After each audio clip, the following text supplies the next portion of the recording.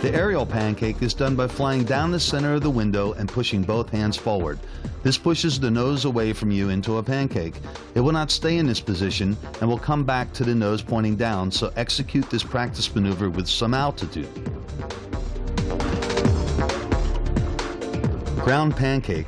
This is done in the same way, but time your push movement to happen right before the nose hits the ground, causing the kite to land on its belly.